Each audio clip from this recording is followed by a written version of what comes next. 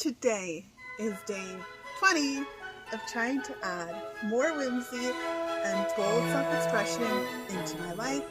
My name is Lore, I'm the Mangled Monarch, and these are the Whimsical Diaries. So if you're like me, you're one of those people that thinks every day is Halloween, and when the fall and Halloween decor starts coming out into the stores, you're like, oh yeah, that would make a perfect everyday staple item for my fantasy, horror, gothic, whimsical home. I was scrolling on TikTok, as we all do, and I found this DIY project where someone turned these dragon claw lanterns from Walmart into beautiful home decor, and I was like, I need that. I need that in my house. I have been influenced. So we're gonna do that today. I will tag and leave linked the video that inspired me to do this and leave all that creator's information somewhere where you can find it. I'm going to do mine a little bit differently. So let's get started.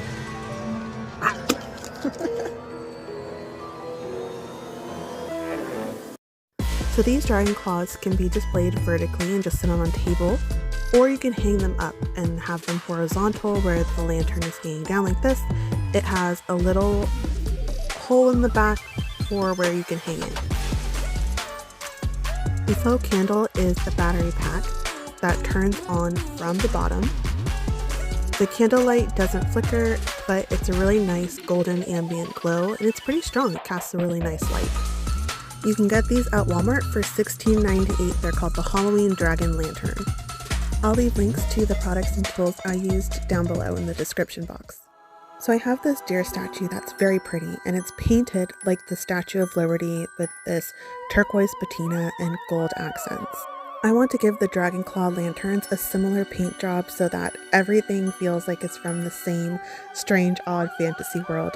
So I'm going to be using a black spray paint as the base color and a turquoise spray paint as a highlight, and then rub and buff for the gold accents. So I started this project thinking that I would need to tape off all of the clear parts of the lantern in order to spray paint it. But then I realized something. I think I just realized a way to make this easier than doing the tape. There are little tiny screws up here. I think I can detach this part that has the lantern and like the glass effect from the roof, and maybe just leave this part with the frame gray and make my life a little bit easier. We'll see. I'm gonna see if it'll come off right now. I've got my little screw set, so let's try it. As you can see, there were 4 screws that were holding the frame of the lantern with the glass part to the roof of the lantern. So I just used my tiny little screwdriver and started removing those screws.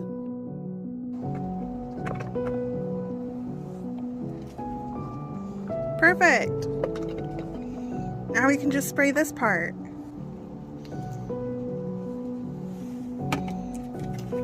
If you're going to do this project, make sure that you get a spray paint that can adhere to plastic. That's really important. Having fun while DIYing is also really important.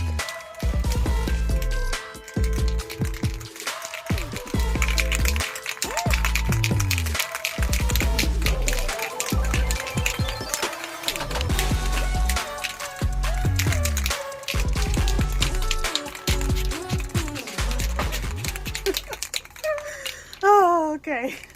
So I started with the black spray paint and just very lightly dusted over the gray so that I could deepen the shadows in this piece and just to create more depth and drama.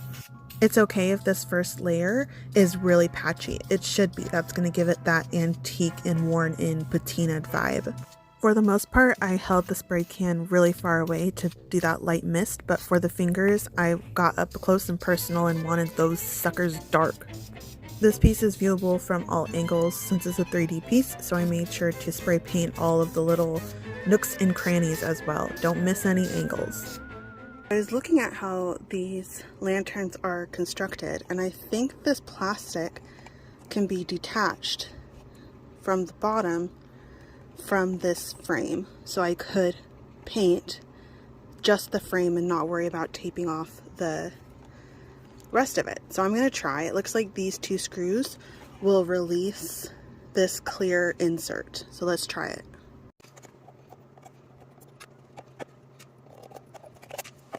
Uh-oh, I dropped one. I'm gonna need to find it. Oh, the nightmare of a small little screw that wanted to run away and be free on the concrete. Oh, I found it. That was easier than I anticipated. Got it.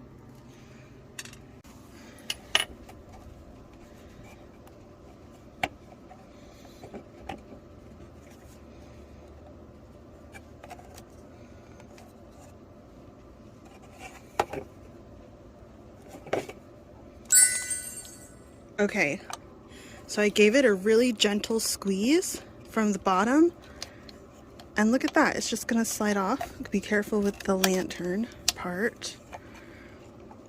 Voila! Perfect, so now I can spray paint this as well. I'm just gonna tape off the candle part at the bottom.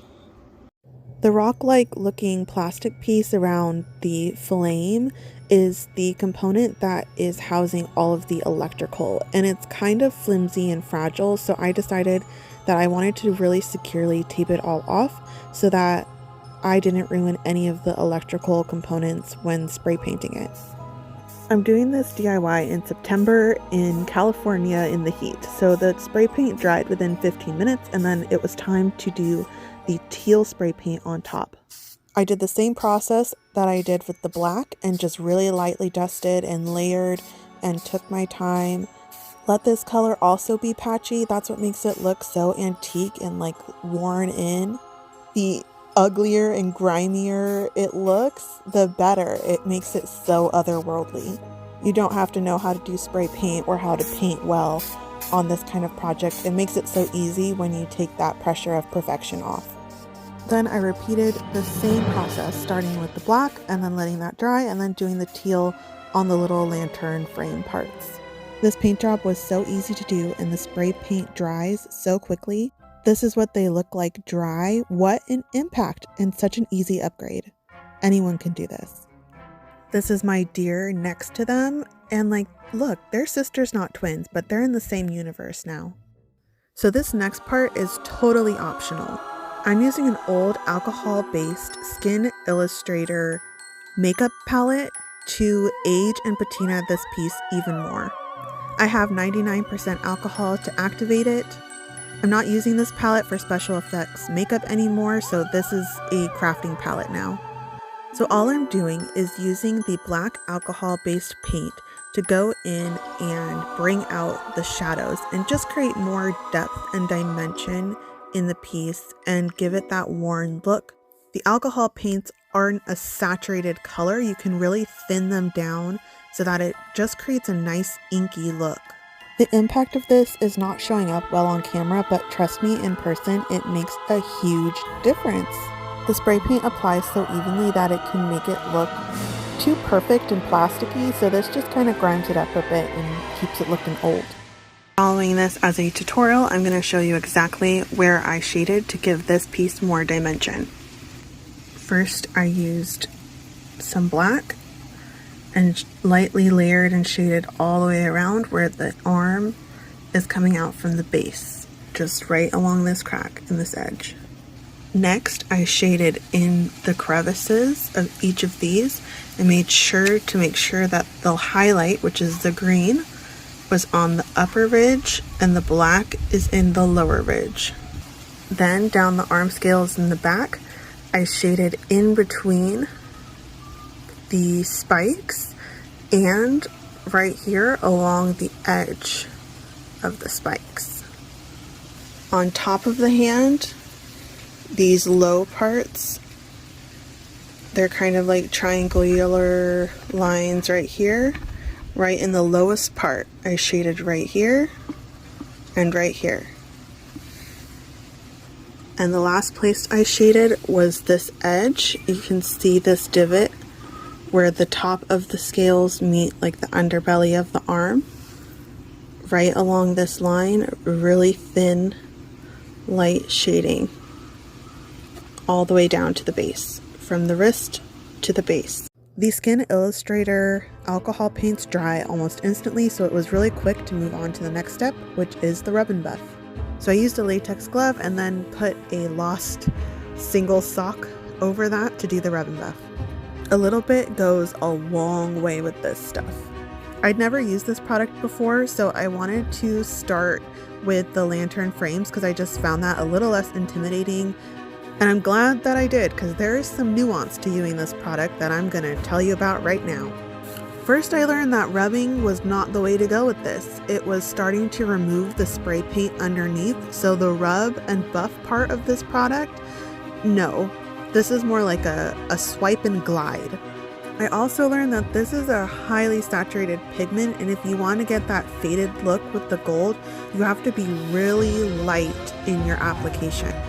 See how I'm swiping and gliding and like barely touching it at all? That's what you want to do.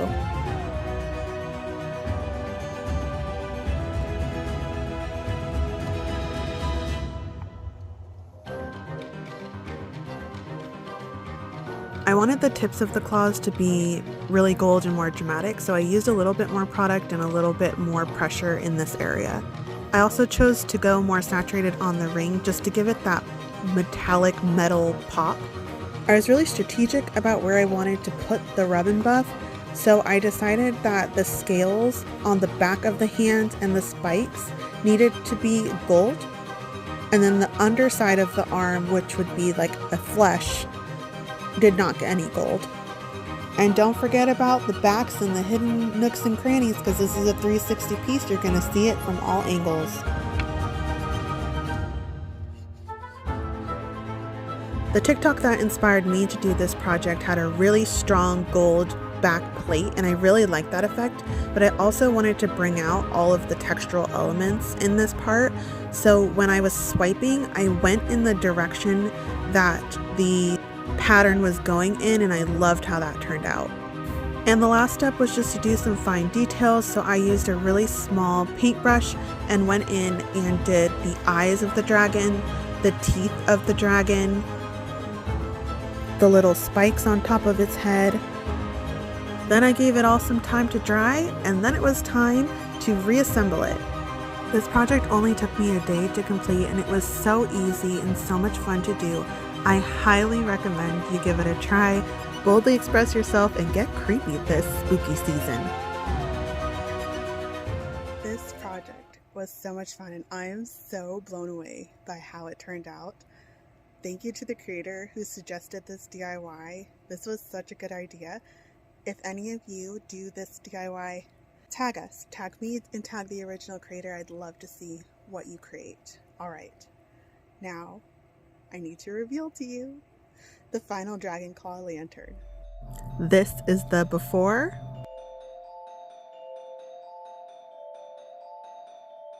And this is the after.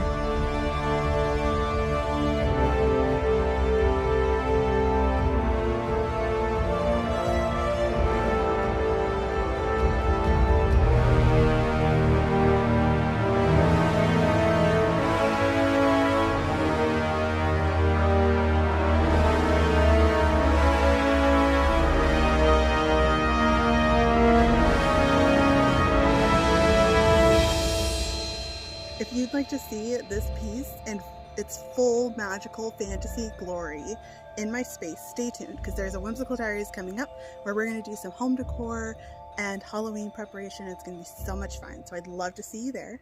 But for now, thank you so much for hanging out with me today, and I will see you on the next one. Stay whimsical and have fun. It's spooky season, y'all. Bye.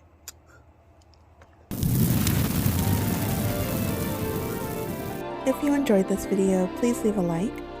If you want to come on more whimsical adventures, hit the subscribe button. If you are someone that loves magical, fantastical, whimsical things and wants to express themselves boldly, please check out my handmade shop where I handmake one-of-a-kind jewelry for real, ethically sourced and cruelty-free butterflies. If you're in love with oddity, my shop is perfect for you.